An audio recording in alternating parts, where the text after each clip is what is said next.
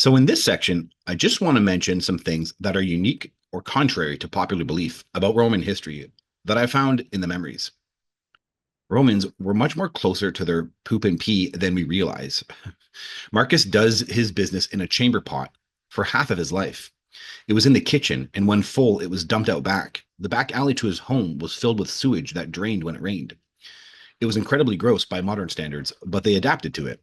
It's the worldview of not knowing where they came from and the difference between their animal or human tendencies, which had them incredibly closer to their body in a raw manner and questioning their bodily functions and its purposes. And so it was common to do your business in front of other people. Marcus would be at a party and he's doing it in a chamber pot in the corner while talking with people. The hungry homeless were rampant in Rome. We think of Rome as a model of ancient civilized society, but in Marcus's eyes, it was right beside humans degraded to animals with homelessness and hunger. There was also lots of poverty. There are plenty of memories of how unfortified lots of homes are, and they easily get robbed. And then the wealthy people and all the memories and all the wealthy people had fortified walls that protected them from outside people. The hungry homeless stayed outside the fortified walls of famous and wealthy people begging. Outside the walls of the famous war general Lucullus, Marcus sees 20 to 30 hungry homeless people scouring in rags, begging for scraps from his kitchen. And when I was doing my own research and reading Cicero's letters, he's sometimes talking about how good the day is or how much he's enjoying something. And Marcus knows that beside him, while he might be talking about his, trip to a forum, he's aware that amongst how great everything is going, there's poverty all around him. So for him and his class, everything is going shining and doing great, and he's talking about that right beside people who are poor and in poverty. And so him not talking about that because it's part of his normal everyday world doesn't get mentioned in like the letters. And Marcus is aware of these kind of like classist discrepancies when I was reading some of these letters. So the gladiators. One of the most surprising thing I discovered in the memories were the misconceptions we have around gladiators. The classic idea of two armed gladiators fighting to the death as part of a celebration of games is not something Marcus sees in his world at all. I'm aware of where we get these ideas in historical record and archaeology, but the modern interpretation of the gladiator might be the idea of both something that arises at a later date during the empire, but could also be a lack of hegemony on the purpose of gladiators across Italy. For Marcus, gladiators were actors. They didn't fight to the death. The meaning of the word gladiator is swordsman, and it is this, a professional swordsman. They would act out battle scenes in staged events with groups of gladiators, or demonstrate different fighting styles. They also would conduct an animal sacrifice during the games or put on a public display of hunting. But Marcus also has something else in his mind.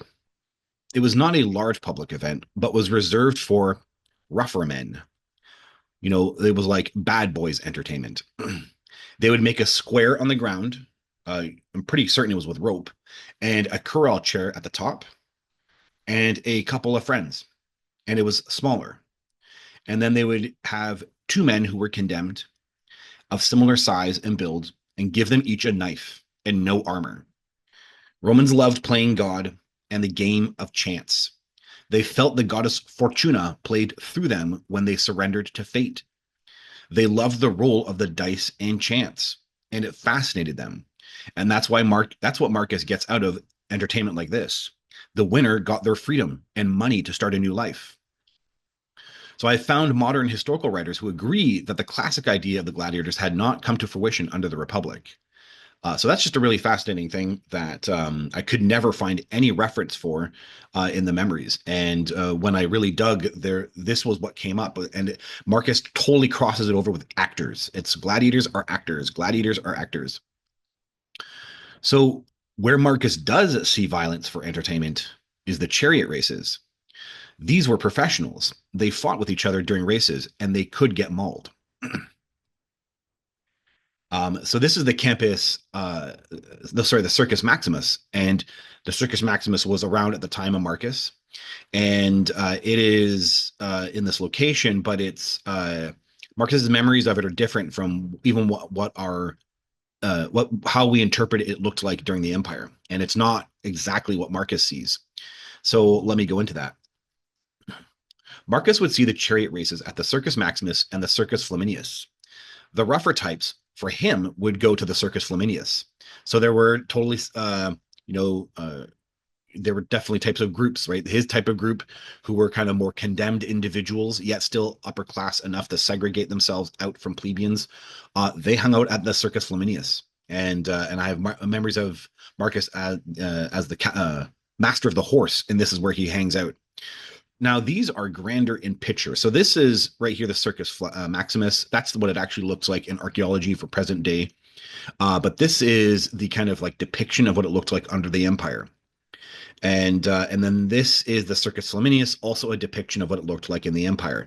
And for all the images and pictures I've seen, it is too grand. This is not how big it looked in Marcus's world, at least at the end of the Republic. And I also have done my research and couldn't find any archaeology to support any knowledge of what we knew it, or possibly looked like in the Republic because it had been so altered during the Empire. So we don't have archaeological evidence for what it possibly could have looked like, and I don't know there to be any record of it either in the documentation of describing what exactly.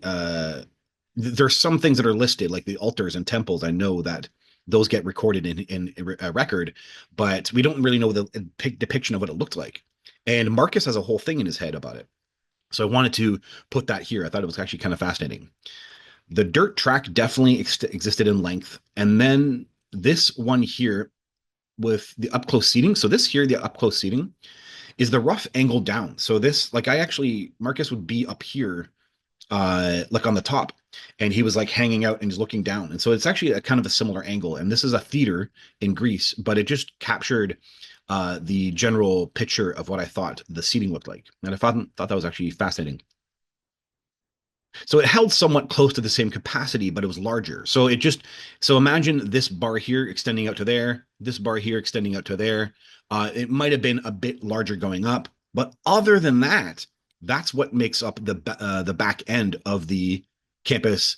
Sorry, the Circus Maximus. So it was this kind of larger concrete structure that took up the back end, and it was about this size, but like extending just a bit larger, but not this massive. This is very, very huge. And sure, it could have been this way at the Empire, but it just wasn't that as big as in Marcus's mind. Yeah, so it was a stone structure at the end, and I'm pretty clear I see them at both ends. So I'm pretty convinced that in the Circus Maximus there were two stone structures at the both ends, and I'm pretty certain I see them at both ends, and there were awnings for shade over top of these structures. So the memories I have of Marcus hanging out in them, there's actually a structure over top that protects them from shade. And so this is the appearance, and it's based on segregated seating of classes. So this is what I remember, and I haven't found any record of any depiction of how the senators were or how the class systems were segregated in the circuses. Senators in the middle at the top, equites in the middle down below, and plebeians on the side. I'm certain the Circus Maximus stretched further down, while the Circus Flaminius only had the two stone structure sections, while the leftover spaces. So this is what I fully see. So I see a stone structure that extends out and both sides. So it would extend out here and extend out there. And then there are like wood plank barriers where there's just gaps. So none of this massive, massive, massive, massive seating, which I think is the idea that it occurred in the Empire, this kind of building. And I don't doubt that, but I'm just saying that in the Republic, Marcus sees flat boards. So what it was senators up top, equites down below, plebeians along the side, and then the board, basically an open board right here that would just allow anybody Roman citizen or non-Roman citizen, plebeian or not, able to just watch the games from the edge. And then those people down below could see who were up in the seatings. And of course, you would see a senator and you might see Pompeius and, oh my God, it's Pompeius Magnus. And they would look up at him. And so the famous senators would be up top in the most visible spot in the circuses. So yeah, very interesting. That's how I kind of see that. Let me just repeat this. I'm certain the Circus Maximus stretched further down, while the Circus Flaminius only had the two stone structures, while the leftover space between them both were just wood boards where the public watched standing up, and they could see the senatorial class at the top. We have no record or historical evidence, not that I'm aware of the appearance of these structures at the time, nor I haven't seen anywhere it recorded the seating segmentation. But this is the way it was in Marcus's mind. Things that are the same, just really interesting. Like it kind of hit me in a strange space. This is like 2,000 years ago, and in some cases, it's really bizarre when things are the same. So they picnicked. Marcus has memories of being with his mistress, and he picnics with her, and takes a little blanket and that kind of thing, and has a little basket, and they go out into the Roman ager, the Roman fields that are just for the public. Kites, Romans had kites. Stilts. So the idea that you would, during a festival or some type of, celebration, someone comes out with on stilts and entertains people. That's like happened in the Roman era, and just the idea that it's such a weird thing in my mind. A vase, drapes, carpet, and a hallway table, or sorry, like a hallway table with a vase on it, drapes and a carpet, all hit our mind with an impression of like wealthy or well-to-do, or it's just a really weird thing. And a nice clean area anyway, with a hallway table, carpet, drapes, and in a vase, still hits the mind of Marcus for being like upper class, and like it would in our modern era too.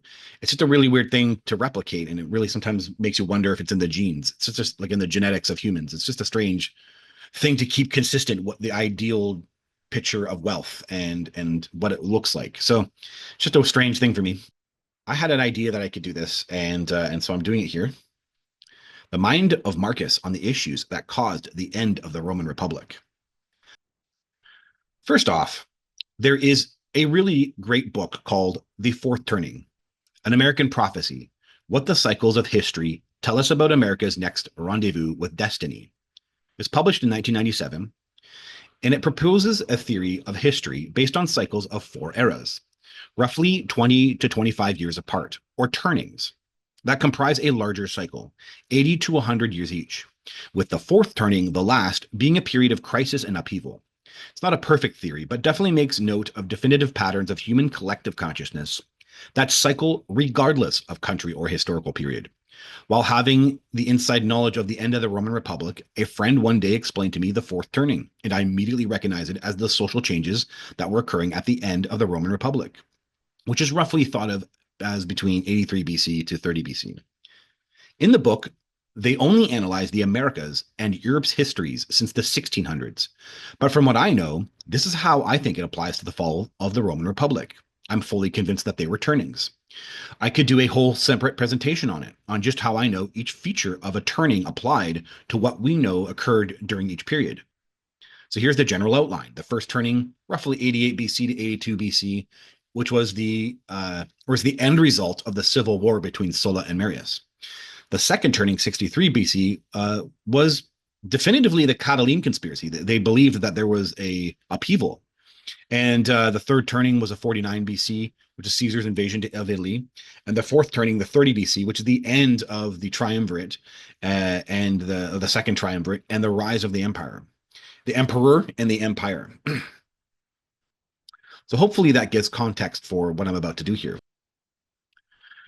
So, for the mind of Marcus, the very core of what sits at the center of the entire Roman world and mind frame is that Rome was a religiously ordained civil army machine.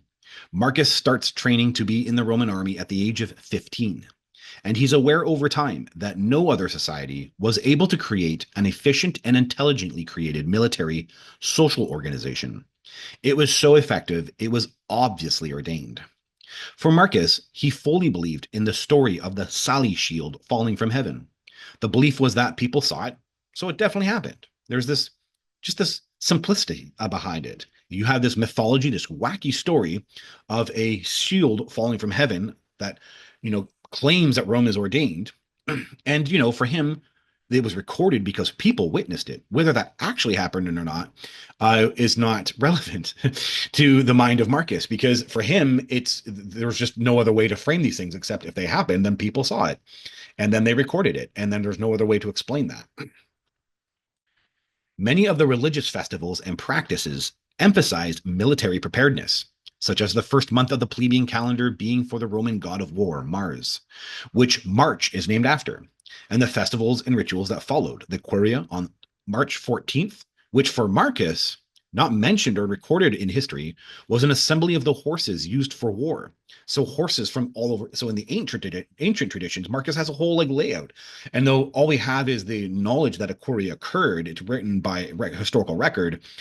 For Marcus, it was actually a ancient tradition of the king era or the republic in the early years of bringing all the horses in from across Italy and then getting them prepared for war. And they'd all meet in the campus marches. All we now know is that on the campus during the Queria is a horse race. But for Marcus, it actually was a tradition of bringing in all the horses. And then there was a whole other set of things that I know that occurred around that. It's just a very weird thing. And all we have is just the name of Queria, or the Tubilisternum on March 23rd, which is the cleansing of the sacred Etruscan war horns, which kicked off the war campaign. For Marcus's mind, war and being a farmer go hand in hand. Some wars, such as the social wars, could be called the farmer wars, the way they archetypally reflect in his mind. Farmer men getting together on a field, turning it into mud, and beating it out against each other. So, in simplistic terms, the result of such an efficient military social system was long term success and quick expansion of territory over hundreds of years. So, the core crux of the values that were at the heart of Caesar's invasion in 49 BC was the unification of Italy. For Marcus, Caesar's invasion was a plebeian revolution against the patrician ruling class, and he believed or wanted to create an Italian confederacy. That's why Iammus Lepidus was involved with Caesar, and also in the Second Triumvirate. His role was never fully understood by historians. Like Lepidus' father before him, who was involved in the civil war against Sulla, and himself with Caesar, and later with Marcus, they were trying to fairly enfranchise the Italians. From Marcus's mind, the constitutional problems that befell the Republic were Italians demanding a piece of the wealth incurred by the Roman patricians during the hundreds of years of expansion. For Marcus, their wealth was incurred on the backs of the plebeian farmer class who went to war for them. The story of the Republic's fall is the slow conversion of a city-state embracing our modern idea of a country. They hadn't been in that hadn't been invented yet, right? Countries hadn't been invented yet. For at that time, all cultures and societies stemmed from an original city state, conquering land and creating empires, not a unified country.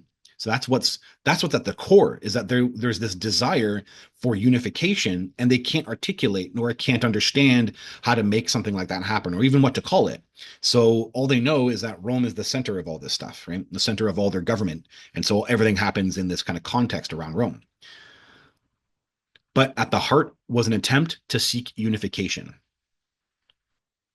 Now, the most common civil stressor that historians talk about that shaped the end of the Republic are farmers in the army being away from their family for years, and the family going into ruin, creating homelessness and poverty. Then wealthier men would come and buy up the farm. But the other two stressors that historians don't fully understand that shaped what happens at the end of the Republic are one, the freedmen, and two, the publicani. So the freedmen get mentioned in historical record as Publius Claudius Pulcher goes down in history for trying to enfranchise them, a couple of years before Caesar's invasion. But there's something more that historians don't quite get correct. So yes, Romans made slaves of their enemies. Every single society in the ancient world did this. If you got caught by the enemy, you became their slave. It's that simple. It wasn't unique to Rome. But contrary to what's assumed, Romans often preferred children to be slaves in their civil society. For Marcus, with so many visions of seeing slaves, they are predominantly young children, adolescents, and teenagers. And I found a reference to it in the Iliad where they say, let the children pour the wine. This here is archaeological evidence. This is Pompeii, from Pompeii, that was destroyed in 79 AD. And there is a mural with children slaves serving the adults. The obvious reason there's child slaves is because they couldn't fight back and they were conditionable. But then they would grow up and wouldn't be needed anymore. So they were freed. When freed, there's nowhere to go. So then they become homeless and get into gangs or become pirates. Marcus has a memory of this exact thing. Someone he befriends as a slave, as a teenager, he runs into later in his life, and he has become a pirate. So it's these homeless, nothing to live for, gang affiliated freedmen who, by the time of the end of the Republic, are responsible for mass violence in the city of Rome. Right. So you have to imagine there's no civil infrastructure. So they're bringing in slaves, and then they have no civil infrastructure to handle slaves once they don't really need them anymore. And so they'd kind of just, the way humans deal with things, we're two dimensional sometimes. We just let them go and it's someone else's problem. And that becomes a coalesced issue. And very common, actually, was throughout the Roman history is a revolt, a slave revolt. They're simplified as calling slave revolts. But in Marcus's mind, a lot of these are freedmen, people who had once been slaves growing up, and now they're coalescing into gangs. So it's these homeless, nothing to live for, gang-affiliated freedmen who, by the time of the end of the Roman Republic, are responsible for mass violence in the city of Rome. Rome, by the end of the Republic, in terms of public everyday functioning, was highly violent. Years before Caesar invades, we have record of mass violence breaking out in the Forum and killing senators. It's why when Caesar invades, Pompey's men are guarding the Forum. And the Italian communities accept Caesar's invasion in 49 BC because the violence was that out of control. Someone needed to save Rome. There were times there are times when Marcus has to lock doors and windows while men brawl and kill each other down alleyways. I wanted to just use this. There's a video I saw online, and just it gave me a past life flashback of what it was like in Rome during the time of the end of the Republic. And it's these baboons in Thailand that over during COVID overtook a village or a town or a city, and they get into gang fights, right? And this is exactly like a flashback I would have of all these like loose, unorganized men fighting each other, and they're freedmen and they're gangs, and they don't even involve the high upper class, and so they're just backing away. And all these gangs, they overthrow, a forum or something, and that type of violence was the type of violence Marcus was seeing and regularly witnessing in his during his time while at the end of the Republic. So it's that type of like out of control violence that made it very difficult for public life to be functioning, and that was causing problems at the end of the Republic. Something also not understood by modern historians is the role of the publicani at the end of the Roman Republic. Publicani in history are known as tax collectors, but Marcus knows them as the forum bullies and gangsters. Let me explain. Forums were designated locations legally where a community would set up sales of goods, produce, and products from tradesmen or farmers. So publicani bid for contracts to run forums in the communities in the provinces. A single publicani ran a forum and collected taxes on goods for the Republic in that forum. But they were Roman citizens, and the people in that community would not be. And so the publicani could take advantage of them, and did. It was highly corrupt, with publicani becoming exorbitantly wealthy. They would then be able to place under debt to own senators or senatorial family names, making sense as the senators would be the ones to conquer the new territories in the name of the Republic, which had new forums, or set up laws or rules in foreign communities that could benefit the publicani. By the end of the Republic, the quick expansion had created hugely powerful publicani who owned senators. They are mentioned in the Catiline conspiracy, as does Cicero, who by the late 50s is shocked to learn how many of the young senators, including Marcus, are in debt. Marcus will be owned by his publicani from the moment he takes on his dad's debt due to his dad's death at the legal age, when Marcus was the legal age of 14, right to when Marcus orders the prescriptions. The typical historical perspective of this period, as written by ancient historians, is the young senators were living very lavish lifestyles that incurred their debt. But for Marcus, in his memories, it's the other way around. He teeters with poverty half his life, living hand to mouth. Imagine a scenario where you believe the singular purpose of your birth was to carry the sacred bloodlines of the senatorial families that created you, and the very system you were birthed into hindered you immediately by putting you in deep debt at the hands of a publicani who took advantage of that system. That's what was going on here for Marcus, and also for many other young senators during their upbringing at the end of the Roman Republic. So at the end of the Republic, mass wealth of specific senators also had corrupted the religious, spiritual, and democratic functioning of the Senate.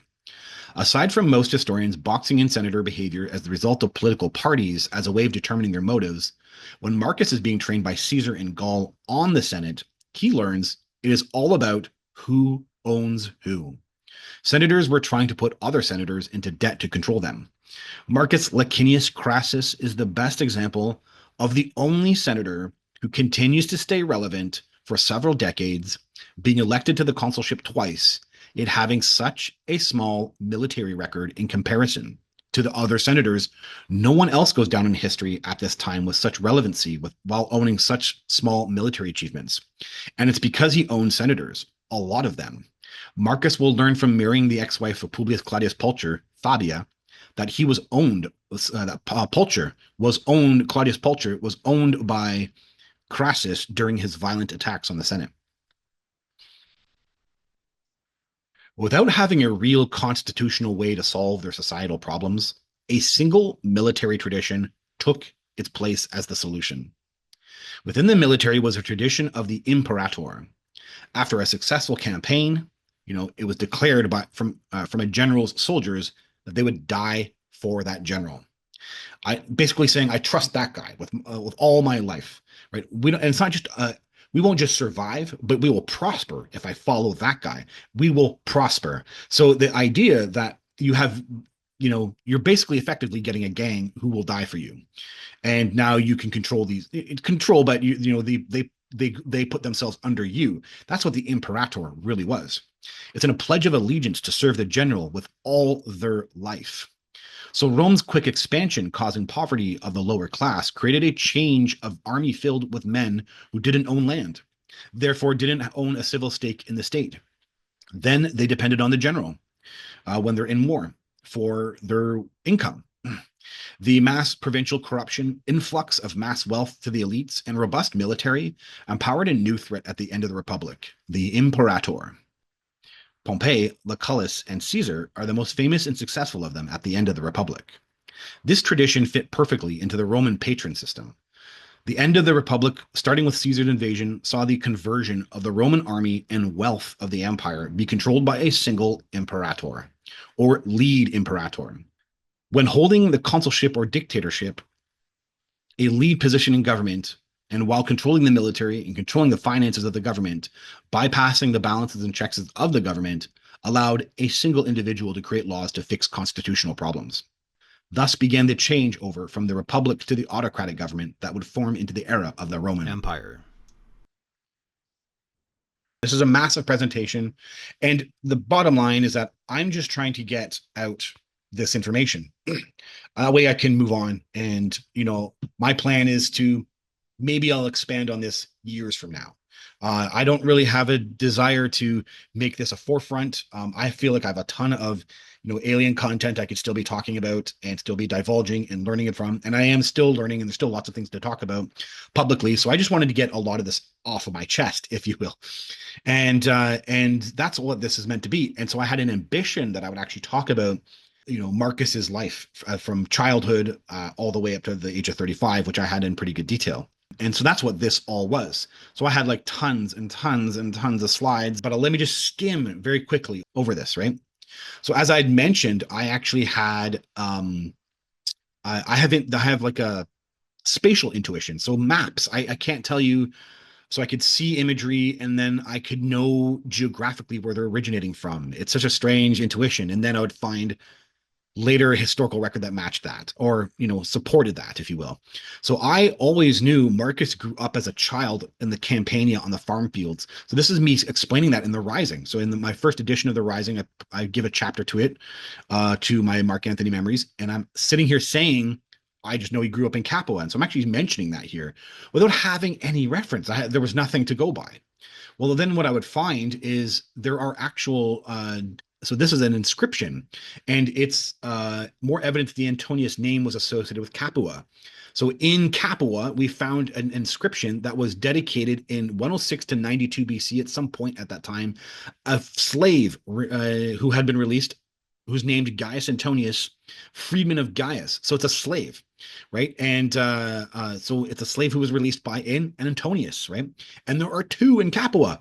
So I got two of them in Capua, and that is just absolutely fascinating that we got two Antoniuses who appear to be freed. And I don't know about those types of inscriptions or archaeological record anywhere else.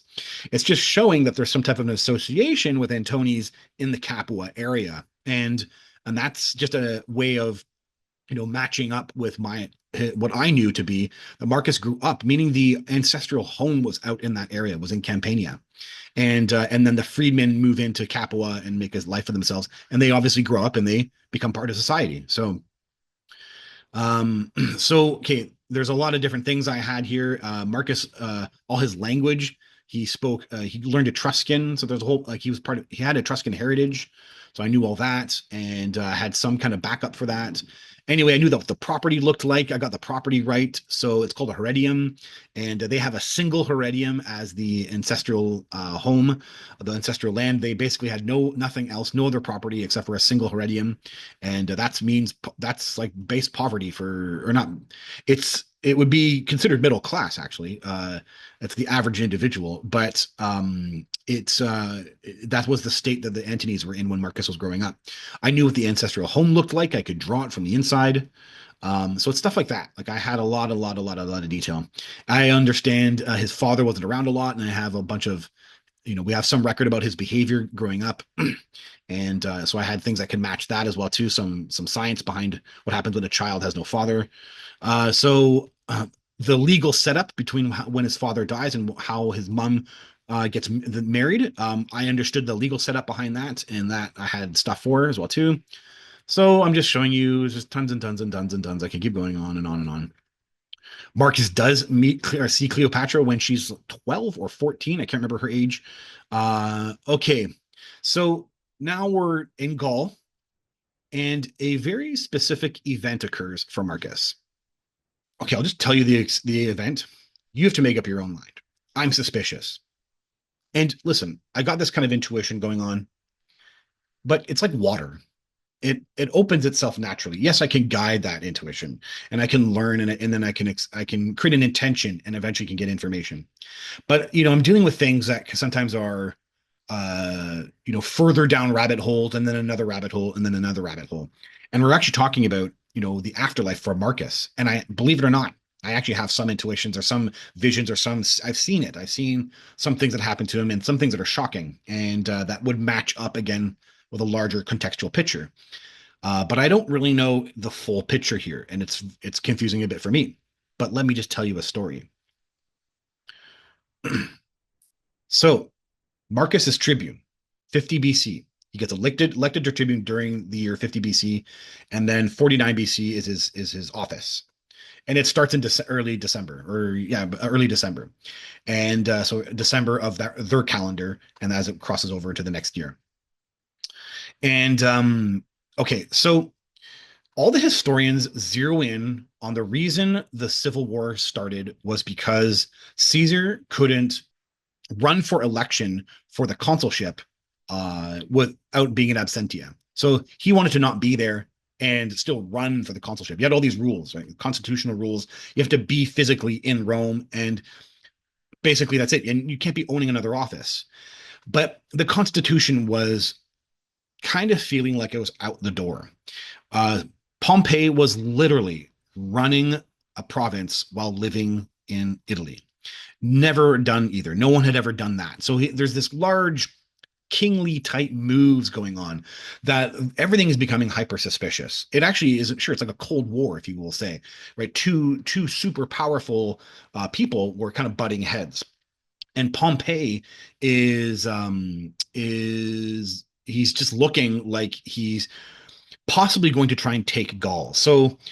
So the idea here is that Pompey goes down in history for taking over the Spartacus, trying to take credit for the Spartacus War from Crassus, and trying to take over trying to take credit for the Mithridates War from Lucullus. And it looks like he's going to try and take the Gaul from Caesar. And so that's why he's in Italy while his armies are in Spain. And Caesar believes that they're going to fight, and that they're going to fight Gaul in Spain. And Caesar wants it. Marcus has the whole thing in his head where Caesar wants to fight. There's this idea of him coming into Italy wasn't really what was believed was going to happen. And it's, when we all look at history, everyone thinks the thing that happened is what they all believed was going to happen. And it's the other way around. Everything was happening like on the spot and was not planned out actually. And that's the case here, where there wasn't an expectation that Caesar would actually invade. It was looking like a fight would occur between Pompey and Caesar.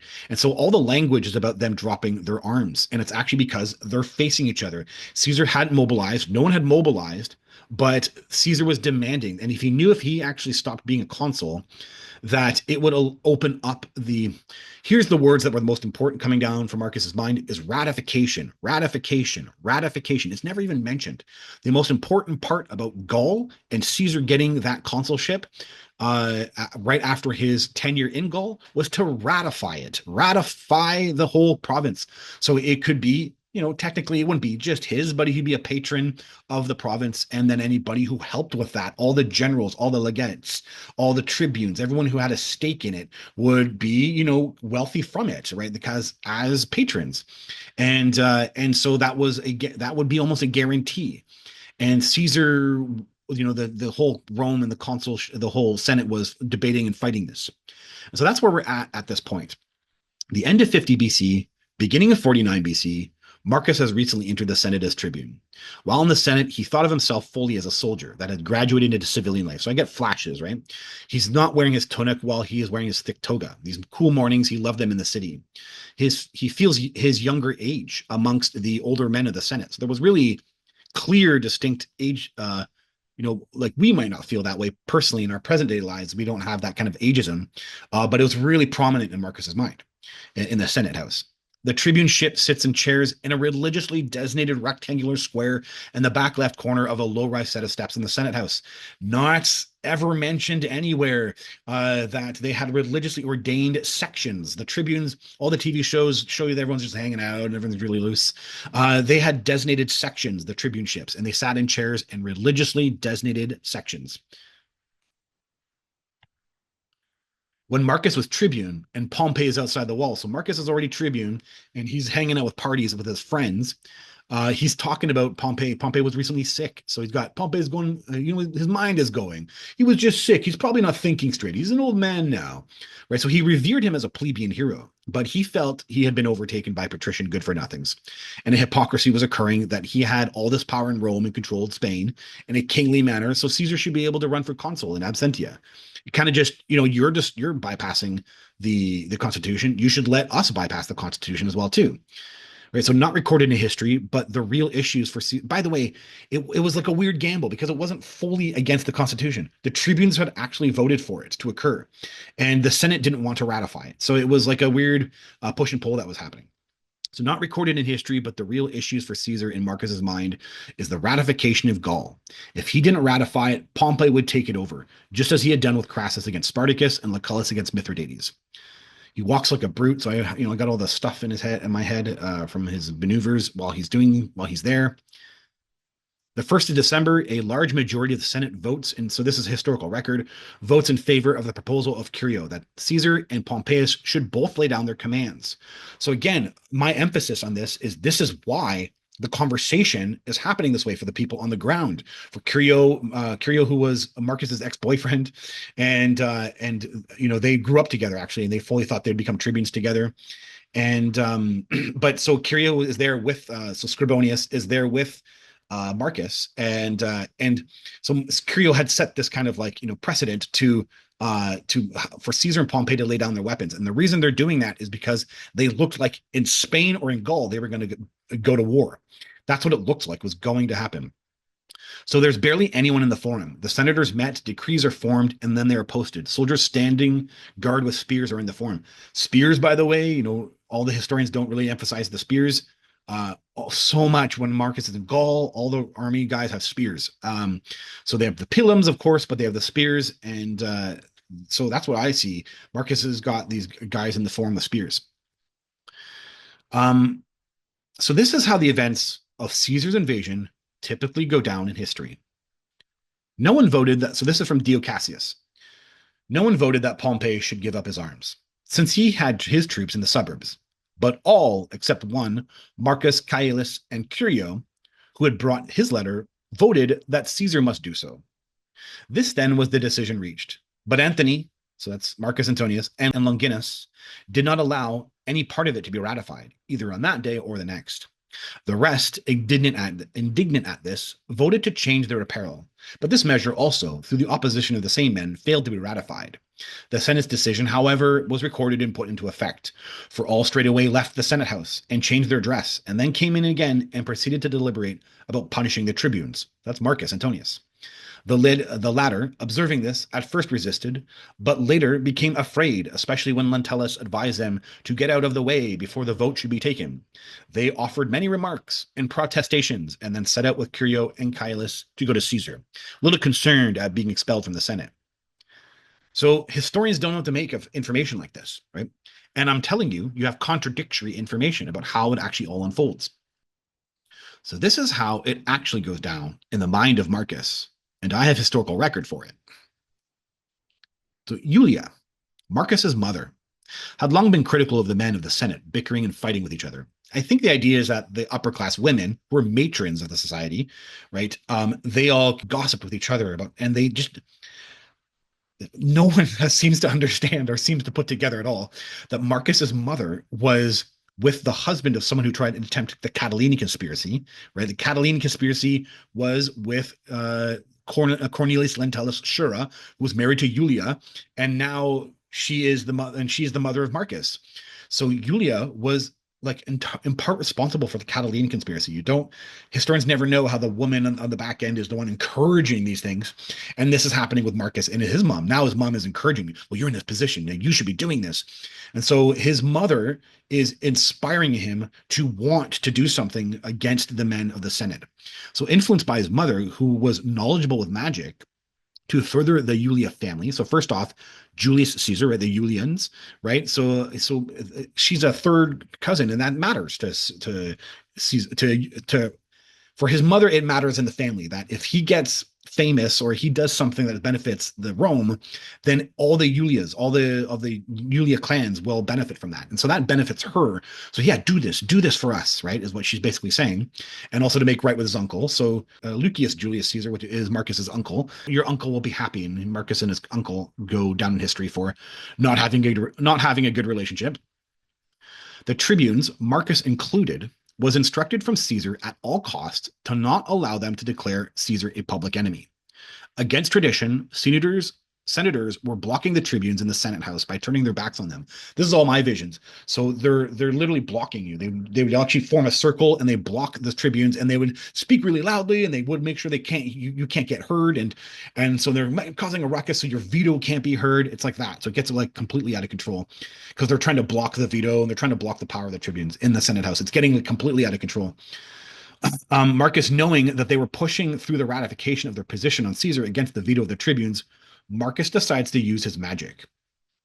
So, and they're calling consecutively another day to meet the Senate, another day to meet in the Senate, right? So it keeps being called because they can't push through the ratification, and they keep trying to push it through, and they keep trying to figure out a way around the tribunes, right? Romans had an idea that individuals can be infused with magical power that can be projected. To infuse an individual with a spell, which could then be used to curse with. So Marcus summons the power of Heracles in a ritual before a meeting of the Senate and becomes possessed. So there's a whole thing here.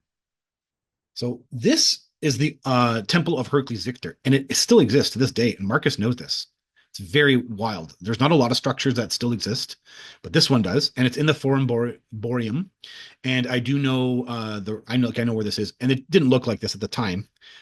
It was Marcus sees it as like a mud forum. You got a lot of mud, but it's not too far from his house actually, where he grew up in the Velabrum in Rome. And Marcus actually pillages this this temple as well too in the prescriptions because it's got artifacts of Heracles, and so he rips like these are mine, and these are my family's, and he feels like he's taking things from his family back, right? Whether that's true or not, I think it doesn't really matter because that's what he believed. So, okay, so there's the Temple of Heracles.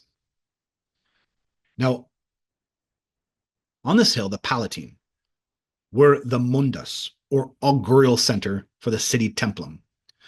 So there's a record of an actual augurial site, an augur site on the top of the Palatine Hill. So no archaeological evidence of it remains, only mentioned in historical record. But I know its rough location. It faced east, just like the arcs on the Capitoline Hill. Okay, so this is the Palatine facing east, is that way, and it overlooked the Forum. So there is an augur site right here. Marcus gets priests from the Temple of Heracles. They come up to this augur site and they do a ritual.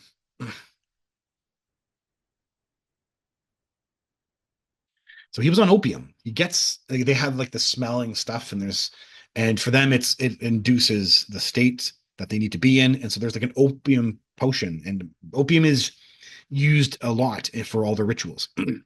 And a spell, and so they actually no no blah blah blah, and they say some kind of spell, and it's two of them, and they're doing these circles, and Marcus sits there, and he's got gold bands on, by the way, and I'm certain they have images of Heracles on them, and I'm actually certain they're gifts from Caesar, so they actually carry out a rite at the top of the hill. But I have a past life flashback when I'm dealing with that ghost, my present life, that ghost I deal with in that my friend and my work that was haunted, and I have a whole story about it. So when I'm dealing with that ghost, I'm having a past life flashback of this moment. Something is there for Marcus. Some spirit shows up. Something paranormal happens. Something comes. So they actually do a ritual and something comes. So I have a full on a crossover, like a paranormal crossover of a past life flashback. And for anyone who's dealt with ghosts or dealt with paranormal entities, you know there's a feeling. It's a distinct feeling, and Marcus has that feeling here. And so something gets in him. And when he's coming down, so now he's leaving, and he comes back down the backside. So there's actually a gate on the backside here, and then yeah, I think this is supposed to be it, and the gate is up here somewhere. And he's coming down, and he's tingling like this, and then he gets into the Senate, and they end up blocking him, and he's like determined to make sure that they don't call Caesar an enemy, but instead, what ends up happening is he is all his repressed, you know, all the crap he'd taken all his life that had everything to do with this, because this was his position in society or in his life, and it was all these, just this everything he'd gone through, that all the pain he had suffered all blows out in this moment where he snaps in the Senate and he curses them. And so he's screaming at them, and he throws a curse that he shouldn't be throwing. That's the idea, is that he throws a curse that shocks the men in the Senate. Ah! And so the words of something that he uses along the lines, without having to get too emotional about it here, but I could fully, I know the curse that he was throwing, or at least the vibration he was putting out, and he's totally trying to terrify them, and he's screaming at them, and he's basically saying this institution needs to be destroyed, burned to the ground with the memory of all your fathers. We are going to prescribe your families with the fire of Hades. I curse you. And he throws a curse in the Senate House, and he's throwing it, and it's enough to shock the men in the Senate House. Whoa. And then the lead father, the lead consul, is the one who starts, get him out of here, get him out of here. And they start screaming at each other, right? And that's the memory I had, was the lead father, the lead consul, right? So it's the father, right? The lead guy. And of course, Lentulus is the lead consul. Of the two consuls, there's one lead and one non-lead, and he's the lead consul. And he drove Antony and Curio out of the Senate House with insults. And it's Marcus, and he's being pulled out by Curio. He's screaming at them, let the fire of Hades will be burning you. And he's screaming about getting out of the house. It was over here at the Senate House, and they're coming out, and Lentulus is literally yelling at them on the corner, and Marcus is still swearing as he's leaving, and they're pulling him out. And then there's Pompey's soldiers are literally lining it, and Marcus feels his invincibility of his position, his status, that soldiers would never harm him, as he's like being pulled out, and he's screaming at them. And there's like, oh my God, what have I done? Starts piling up in his head. But let me show you a bit about this. So that was how I knew it went out, and I had a level 1 vision of that. The fighting, it's yelling at the on the bottom of the Senate House there, and knowing that I had visions of it, knowing that something had blown out and there was paranormal, and I didn't have this. I didn't have this line. So this line matches what I knew.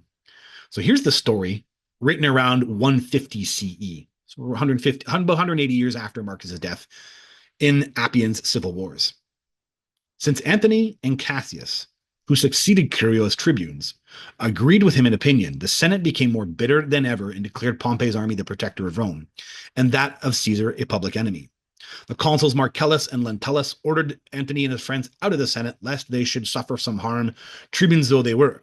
Then Antony sprung from his chair in anger, and with a loud voice called gods and men to witness the indignity put upon the sacred and viable office of tribune, saying that while they were expressing the opinion which they deemed best for the public interest, they were driven out with contumely, though they had wrought no murder or outrage. Having spoken thus, he rushed out like one possessed, predicting war, slaughter, prescription, banishment, confiscation, and various other impending evils, and invoking direful curses on authors of them all. Right? This is so here's one person getting exactly how Marcus, or very close, how Marcus perceives the event personally, right? And Curio and Cassius rushed out with him, right? For a detachment of Pompey's army was already observed standing around the Senate house. The tribunes made their way to Caesar the next night with the utmost speed, concealing themselves in hired cages and disguised as slaves. Afterwards, gaining his wits. So this is what I remember afterwards. He's coming down from what had happened, right? But he was in the house of the tribunes. So now there's a house of the tribunes, and it's close to the forum. And the main person who runs the house there knew that Caesar would be upset, who wanted diplomacy. And Longinus had followed Marcus. They go into this hiding right away in the back alley huts. So Marcus has this whole thing how he knows how to hide in these kind of back alleys in the Suburana. And then there's rocks. You move a rock and you come in. There's like 30 or 20 freedmen, and you might know that gang, and then they can keep you cover. And he doesn't feel safe coming out the next day, so they decide to leave on Scribonius's recommendation. Marcus is very aware he's leaving the gate in the Pomorium. So from this engagement of Antonius's on January the 7th, where he's screaming and cursing, the Senate passed the Senatus Consultum Ultimum, calling on the consuls, praetors, and tribunes of all the proconsuls near the city to ensure the republic comes to no harm. So this is the moment that fires up the entire civil war. This is why Caesar comes in and crosses and invades. It's the entire thing that breaks everything. It actually snaps everything. And even historians, like 100 years later, there's an rhetorical exercise I read somewhere, and the person is wondering what happened this night that made the Senate do this. Because if they hadn't done this and they found some kind of way of coming to peace, it all would have been a lot smoother. But Antony is the one. I'm telling you, the most important thing here is that the whole memory was a single individual caused this event to unfold the way that it did. And that single individual was possessed by a paranormal entity that he had received up on the Palatine Hill. Just saying, there's a weird, bizarre connection there. This here is Cicero, who was alive at the time of Marcus Antonius, blaming Marcus Antonius for single-handedly starting the civil war. I say it was Marcus Antonius, who most of all gave Gaius Caesar, aiming as he did at general confusion, a pretext for waging war against his country. For what other reason did he allege? What reason for this most crazy policy and actions did he present but the disregard of the tribune's veto, the destruction of the rights of the tribunes, and the restriction by the Senate of Antonius's power? I pass over the falsity, the triviality of these pretexts, all the more because no just cause whatever can exist for any man's taking up arms against his country. But let me say nothing of Caesar. You at least must confess that the excuse for a most pernicious war centered in your person. O wretched man, if you understand these things, O more wretched still if you do not understand that this is committed to record, this is handed down to memory, that of this posterity, even to the remotest generation, will not be forgetful, that the consuls were driven from Italy, and with them Gnaeus Pompeius, he that was the glory and the light of the empire of the Roman people, that all the consulars, whose health enabled them to effect that disastrous flight, praetors, ex-praetors, tribunes of the people, a great part of the Senate, all the breed of our youth, in one word, the state had been driven and expelled from its home. As then there is in seeds the principle of trees and plants, so of this most mournful war were you the seed. Here we have Cicero firsthand blaming Mark Antony for the civil war. So then Caesar crosses quote unquote the Rubicon. By the way, there is no such thing as the Rubicon. The Rubicon, sure, is a river that exists, but it's not in legend in Marcus's head at all. For Marcus, it's crossing the Po Valley, and then of course there would be a milestone that would recognize where that boundary, the end of one community's boundary, and the beginning of the next. Ravenna and Arminium, right? So it's going to be the boundaries between the two. But Marcus doesn't have Rubicon in his head, and Rubicon won't. Marcus will still be alive, actually, when the word Rubicon and Caesar crossing the Rubicon and how that all unfolds becomes storytelling. But at the time, it's just crossing the Po Valley. There's no crossing the Rubicon.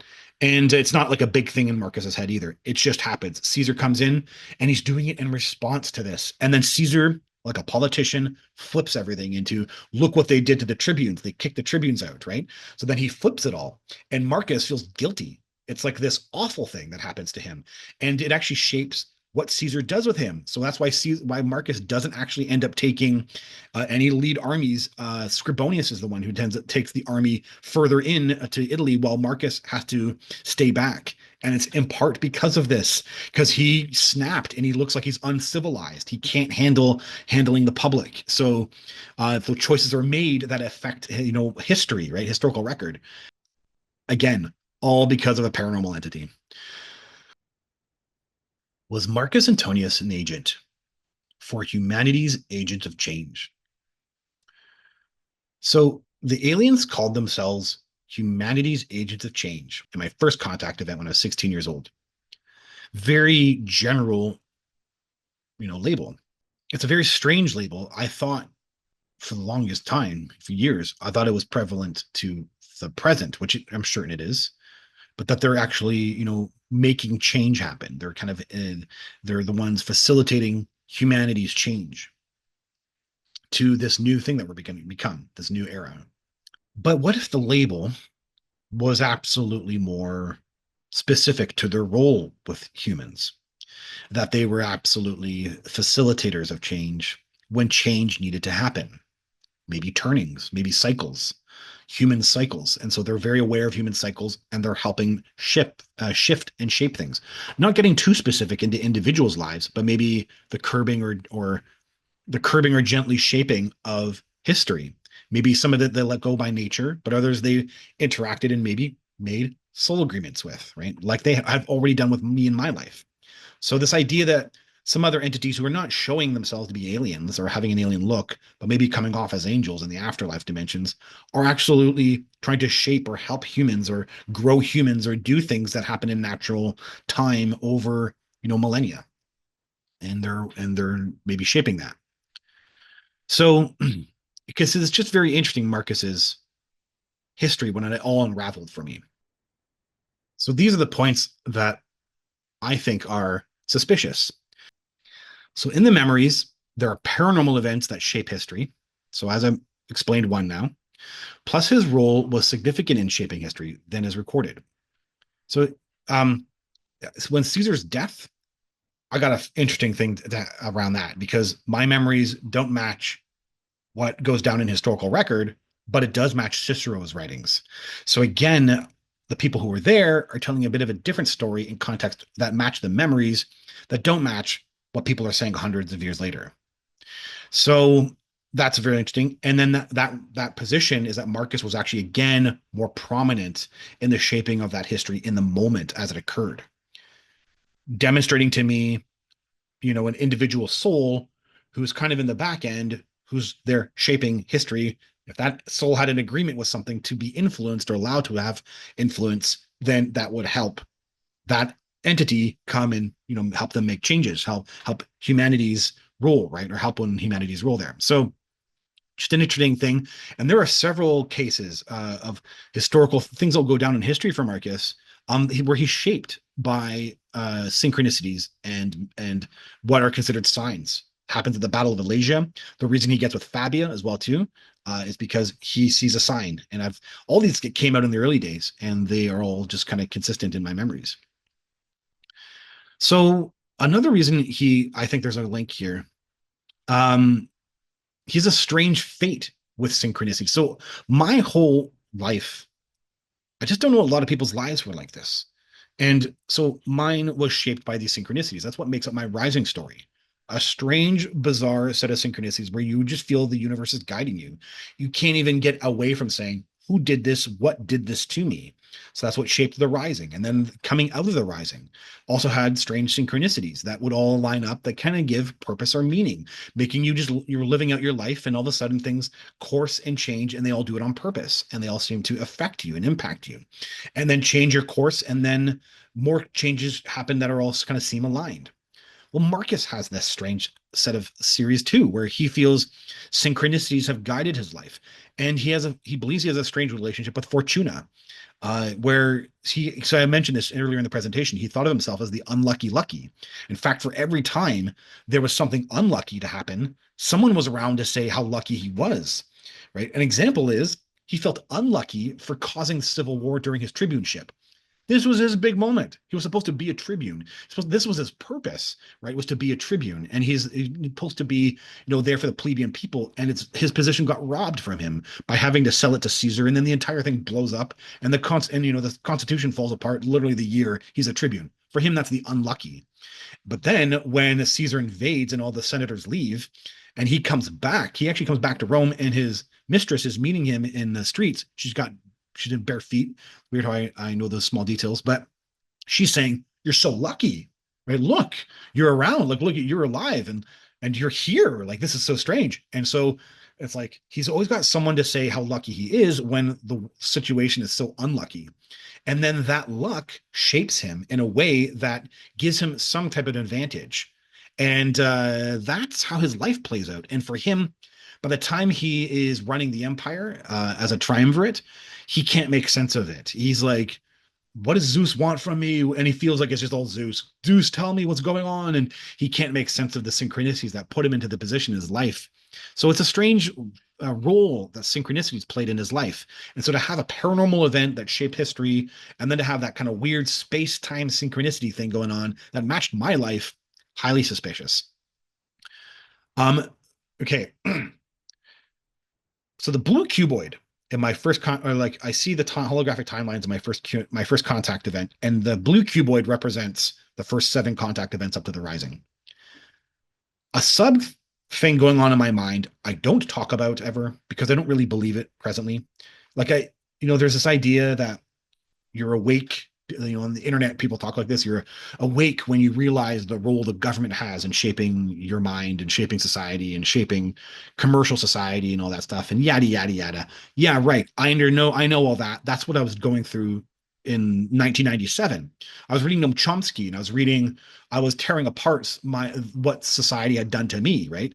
And that's who I was in 1997. And I was fueled by like kind of anti-government thinking, and I actually had the whole punk rock thing going on, and I was having the closest like subconscious flashbacks during this time of like things that I can only now relate to as Mark Anthony's memories, but they were coming out in very subtle ways where I thought the government was going to crash. I thought this civil disruption that I couldn't figure out where it was all coming from, which are the memories of freedmen and everything going haywire at the end of the Republic, were all coming out in this time. I also had a highly pronounced pop Rome like Mark Anthony flashback at the end of the 6th contact event during the blue cuboid.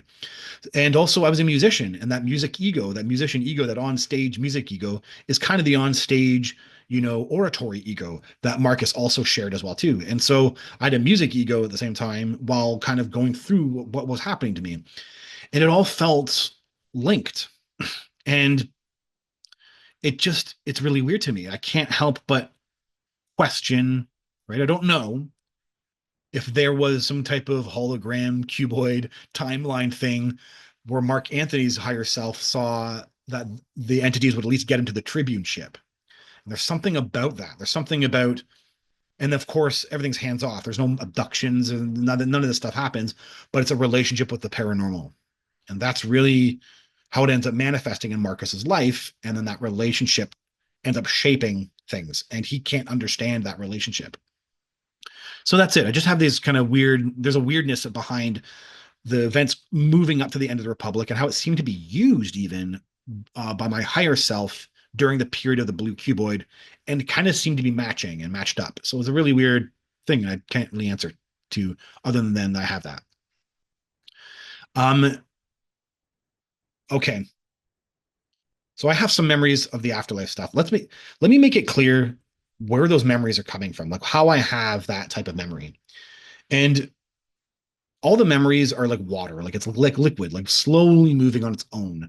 And yes, I can direct things, but on their own through hypnagogic states, they come out when I'm slightly curious and then kind of are hands off about it, and then it pops into my mind in a very clear and concise way. And then I sit with that, and then I'll gain other information that will validate it. So that's how I kind of go about it, right? And I know in the afterlife, entities were very interested in how Marcus changed or affected the Eastern Empire, specifically, the Judea area. Why? I don't know, but Marcus affects biblical history, right? So Marcus installs Herod the Great, and he also affects biblical history of the area of the princes and the arrangements that they make. He installs a lot of them, people he favors, and then he's changing history, and everything's flippant for him. He's not half thinking about it, and of course he's affecting history. And there were entities in the afterlife who were interested in that, specifically the East. So whatever happens in Italy, I know that there's, that's his direct involvement, but they were very interested in how he shaped that. And there was something that was very close to me about that when these memories came out, and that I continued to learn about. So in the afterlife, entities were interested in how he affected the Eastern Empire. And he, I can't understand it. I think people would want to make that be about a Christian thing. I don't know that. I can't say that. It's true that the aliens have, Linda Porter, in Linda Porter's contact events, the aliens talk about Christianity and they talk about Jesus. So I don't know if there's an interest on their behalf to about this stuff. I don't know that, but that's just a very interesting and bizarre connection. What I do know is that Judea, or like the Hebrew religion at the time, was the only one who had a structure for a unified field, right? Yahweh was a invisible force outside their temple, right? It was a force with which you could, though they worshiped him in a temple, they couldn't rectify those things. He was a force that was a part of this invisible force that could be seen but couldn't be seen, right? And didn't have a statue. So that was bizarre to Romans, where everything was personalized with temples and statues. And so maybe that was a structure for the unified field that highly involved entities really believe should be preserved, and so they're really interested in who affects that area. I don't know. I don't have. I can only tell you the awarenesses of things I have and I'm confirmed about and uncertain about, and then I don't have the rest. I don't know the answers to things. So I'm left with a perplexing belief that Marcus was an agent for humanity's agents of change. And so and then of course having a relationship with them prior would explain why my higher self just said, yeah, here, let's just do this thing again. And though I'm not convinced my higher self ever saw them as gray aliens previously, there's something where my higher self wasn't really flinching about their presence when he sees them and I'm in the afterlife vision. There's nothing, no flinching, like, what is this creature? It's nothing like that. And there's something a lot more maybe normal for entities to be in the afterlife, assisting and working with souls to assist in the other dimension, in the planet Earth dimension, or the 3D dimension. So yeah. Anyway, that's my summary. Was Marcus Antonius an agent for humanity's agents of change? Thank you. Thank you for sticking around. Again, I don't plan to do too much else with this past life, not for years. And I really have a ton of alien stuff to be talking about. I did need to get it off my chest. I think it adds to the story. It adds to what we know about these entities. And it's just very, very fascinating. Of course, as always, my name is Jeff Selver. You can reach me through jeffselver@gmail.com or my website, jeffselver.com. You can check out my book, check out my content. Thank you for sticking around. I really, really, really appreciate it. And so let's get to a Q&A.